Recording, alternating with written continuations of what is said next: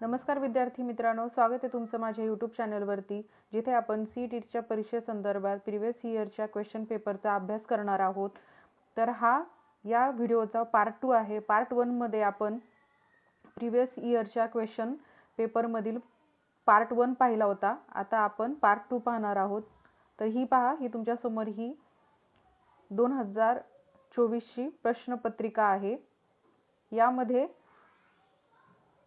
जर तुम्ही लँग्वेज 1 निवडली असेल तर तुम्हाला 91 ते 120 पर्यंत हे प्रश्न सोडवावे लागतात।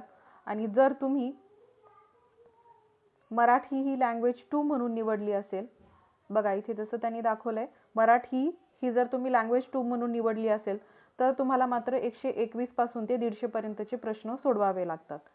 तर चला तर मग आजच्या व्हिडिओला सुरुवात करूया आणि व्हिडिओ शेवटपर्यंत नक्की पहा, जेणेकरून याचा फायदा तुम्हाला देखील। आषाढातला तो पहिलाच दिवस होता। श्रावण सरीच्या स्पर्शाने हिरवी मखमली दुलईत ल्यालेली धारा सूर्याच्या मावळत्या किरणांनी फार लोभस दिसत होती। मंद वारा वाहत होता। सर्वत्र भरून राहिलेली ओलसर प्रसन्नता नुकताच निरोप दिलेल्या श्रावणाच्या अस्तित्वाची आठवण करून देत होती।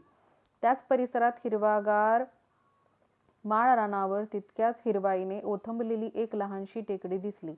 टेकडीवरती एका बाजूने उंचावलेली एक दरड मावळतीचे सूर्यकिरण झेलत अशी झोकात उभी होती की तिला ओलांडून मला पुढे जावेना। खाली उतरण्याचा मोह मला पुढे सरकू देईना। तसाच खाली उतरलो। त्या दणकट दरडीला माझ्या दीर्घ आणि सामर्थ्यवान बाहूंनी धरून ठेवत तिला टक्कर देण्यातला आनंद लुटू लागलो। त्या दरडीवर पाय ठेवून सर्वत्र एकदा नजर फिरवली। सूर्यास्ताच्या किरणांचा सोनेरी लेप मिरवणारी ती टेकडी मला एखाद्या सम्राटाच्या राजसिंहासनासारखी भासली। भ्रमतीचा सारा क्षीण क्षणात दूर झाला अन आता इथेच जरा विसावा घ्यावा असा विचार करत असतानाच त्या टेकडीवर उभा असलेला, माझ्याकडे एकटक नजरेने बघत असलेला एक मानव माझ्या दृष्टीस पडला। दुःखाने विदीर्ण झालेल्या त्या मानवाला ना त्याच्या देहाची शुद्ध होती ना त्याच्या वस्त्रांची। दुःखाने सेरभेर झालेल्या त्या माणसाच्या मनातलं काहूर त्याच्या चेहऱ्यावर प्रतिबिंबित झालं होतं। माझ्या नुसत्या दर्शनानेच त्याच्या हळव्या अंतःकरणाचा बांध फुटला होता। त्याच्या व्याकुळ नेत्रांमधल्या अश्रुपटलांनी मला तिथेच खळवून ठेवलं। मानवी भावभावनांच्या गुत्थ्यात कधीही न अडकणाऱ्या मला त्या घवव्याकुळ डोळ्यांनी तिथेच अडवून ठेवलं आणि त्याच क्षणी पृथ्वीवरील मानवाच्या भावनांशी असलेल्या माझ्या नात्याचा प्रवास सुरू झाला। कुबेराने तडीपार केलेला तोच तो अलकानगरीतला यक्ष होता। विरहवेदनेने विद्ध झालेला करुणार्त रामगिरीवर बसणाऱ्या श्रावणसरींनी आधी त्याला भिजवलं असेल, त्या रेशमी जलधारांनी त्याच्या मनपटलावर असंख्य इंद्रधनुष्यही उमटवली असतील। प्रिय पत्नीच्या आठवणीनं हिरवगार मोरपीस त्याच्या मनात थरारलं असावं। अशावेळी अचानक सामोऱ्या आलेल्या मला पाहून यक्षाला काय वाटलं असेल बरं? तर या उत्तरावरती आता त्यांनी आपल्याला काही प्रश्न विचारले आहेत, तर आता आपण ते प्रश्न पाहूयात। विरहवेदनेने विद्ध झालेला करुणार्त असे लेखकाने कोणाचे वर्णन केले आहे? तर असे लेखकाने यक्षाचे, कोणाचे? यक्षाचे वर्णन केलेले आहे। लेखकाने सम्राटाच्या राजसिंहासनाची उपमा कोणाला दिली? तर कोणाला दिलेली आहे? टेकडीला। श्रावणाच्या अस्तित्वाची आठवण करून देत होती, याच्यातील अधोरेखित काय आहे? देत होती हे काय आहे? हे संयुक्त क्रियापद आहे। हे संयुक्त क्रियापद आहे। चला आता पुढचा प्रश्न पाहूया। अशी झोकात उभी होती की तिला ओलांडून मला पुढे जावेना, या अधोरेखित शब्द ओळखा। काय आहे याचं उत्तर? विकल्पबोधक अवयव। याचं उत्तर आहे विकल्पबोधक अवयव। मावळतीचे सूर्यकिरण कोण झेलत होते? मावळतीचे सूर्यकिरण कोण झेलत होते? याचं उत्तर आहे दरड। लेखकाला श्रावणाचे अस्तित्व कशामुळे जाणवत होते? तर ओलसर प्रसन्नतेमुळे लेखकाला श्रावणाचे अस्तित्व जाणवत होते. पुढीलपैकी कोणता शब्द उतार्यातील काहूर या शब्दाचा अर्थघोतक नाही? याचं उत्तर आहे आनंद. लेखनाच्या विविध अवस्था टप्पे समजून लेखन शिकणे म्हणजे लेखनाच्या प्रक्रियेचे धोरण.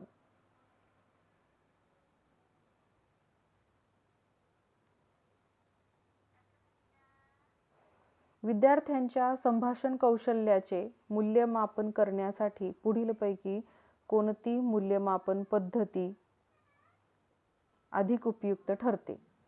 तर नाटकात भूमिकामय अभिनय करणे. तर नाटकात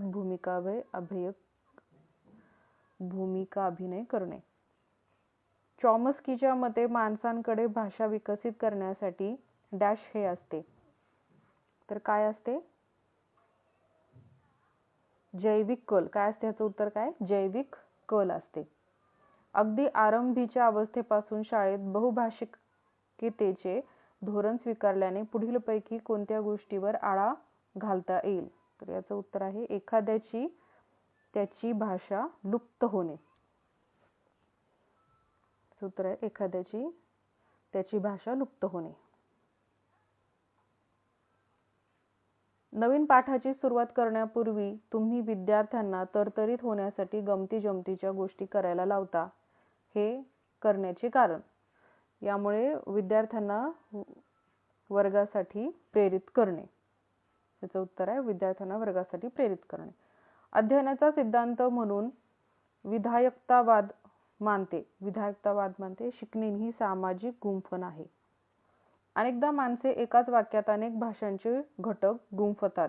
असे करणे म्हणजे याला भाषा मिश्रण असे म्हणतात, की जेव्हा आपण बोलताना एकाच वाक्यामध्ये आपण वेगवेगळ्या भाषांचे शब्द वापरतो तेव्हा त्याला भाषा मिश्रण असं म्हणतात. विद्यार्थ्यांना अनेकदा भाषेच्या वैशिष्ट्यपूर्ण उच्चारण नियमांमुळे बोलण्यात अडचण येते. या अडचणीवर मात करण्यासाठी कोणता उपाय उपयुक्त आहे? तर यासाठी खेळ सदृश उपक्रम करणे, ज्यातून वर्गात मौखिक संभाषण करावे लागेल. कादंबरी वाचणे हे कशाचे उदाहरण आहे? तर कादंबरी वाचणे हे विस्तृत पद्धतीचं वाचन आहे. निबंधात अवतरण वापरणे याचे प्राथमिक उद्दिष्ट कोणते? तर याचे प्राथमिक उद्दिष्ट आहे तर निबंधात अवतरण करणे हे लेखनाचे दृष्टिकोन मांडणे आणि निबंधाची शैली हे दोन्ही याचे उत्तर आहेत.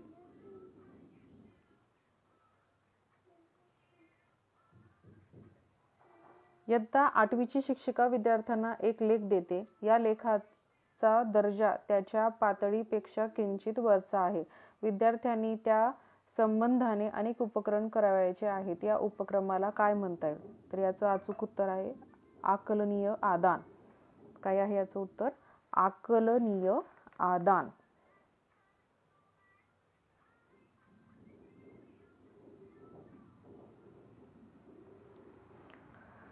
व्याकरणाचे शिक्षण प्रामुख्याने कोणत्या बाबतीत उपयुक्त ठरते? तर अचूकता. याचं उत्तर आहे अचूकता. व्याकरण शिक्षणाचे उद्दिष्ट म्हणजे विद्यार्थ्यांना संभाषण करण्यास प्रवृत्त करणे. पुढीलपैकी कोणती कृती या उद्दिष्टांची सुसंगत नाही?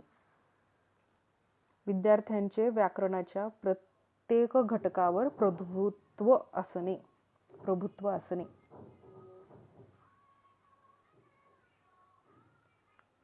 वाचनात शब्दार्थ मीमांसा संकेत मदतरूप ठरते. कशात मदतरूप ठरते? तर अर्थ लावण्याच्या प्रक्रियेला मदतरूप ठरते. भाषा अध्ययन अध्यापनाची कोणती पद्धत असे मानते की भाषा ही एक सवय आहे? त्याचा अचूक उत्तर आहे श्राव्य भाषिकता.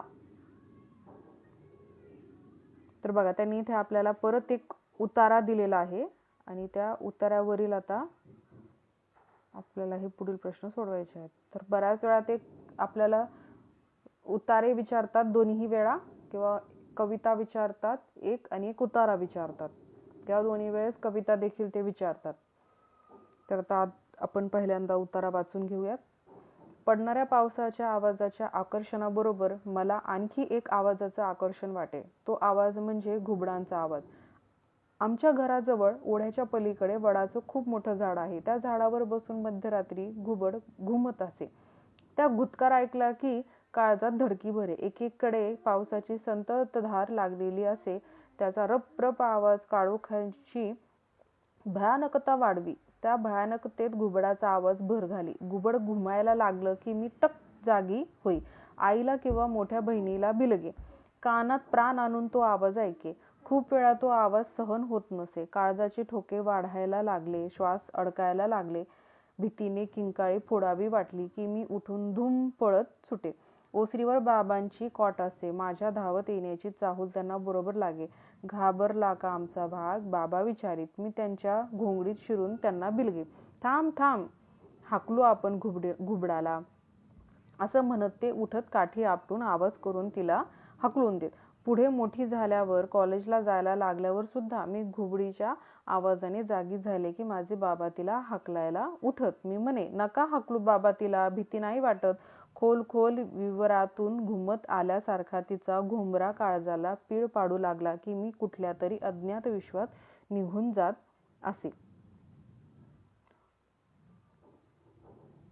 घुबडाच्या आवाजा इतका भुरळ घालणारा आणि भीती वाटायला लावणारा दुसरा आवाज म्हणजे डोबींचा धबधबा. पुराचं पाणी खडकावर कपारींना आपटत आपटत फेसाळत पुढे जाऊन 50-60 फूट खोल दरी सारख्या भागात कोसळते.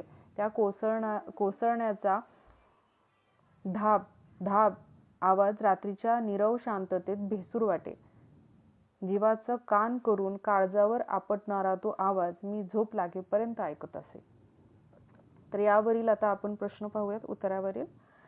लेखिकेला पावसाबरोबरच आणखी कोणत्या गोष्टीचे आकर्षण वाटते? तर लेखिकेला घुबडाचा आवाज याचे आकर्षण वाटते. घुबड घुमायला लागल्यावर लेखिकेची जी परिस्थिती होत असे त्यातील चुकीची गोष्ट कोणती? आनंदाने नाचायला लागणे. रात्रीची नीरव शांतता कशामुळे भंग पावायची? तर डोबीच्या धबधब्यामुळे. डोबीच्या धबधब्यामुळे. पुढील एकवचनी अनेकवचनी शब्द जोडींपैकी चुकीचा पर्याय कोणता? तर आपल्याला चुकीचा पर्याय ओळखायचा आहे. तर याचं उत्तर आहे खडक, खडके. अज्ञात विश्वात निघून जात असे अधोरेखित काय आहे? जात असे, तर हे काय आहे? हे संयुक्त क्रियापद आहे. विवर या शब्दाचा समानार्थी नसलेला शब्द ओळखा. तर विवर या शब्दाचा समानार्थी शब्द विवर हा नाही. विवरचा ओढा. ओढा हे समानार्थी शब्द नाही. ओढ्याच्या पलीकडे वडाचं खूप मोठं झाड आहे. वाक्यातील अव्यय ओळखा. तर याचं उत्तर आहे पलीकडे. मध्यरात्री घुबड कशावर बसून घुमत असे? तर कशावर बसून घुमत असे? वडाच्या झाडावर. तर अशा पद्धतीने आपण मराठीचे पॅडागॉजीचे आणि उतारा काव्यांवरचे प्रश्न पाहिलेले आहेत. तर तुम्हाला याची मदत होऊ शकते.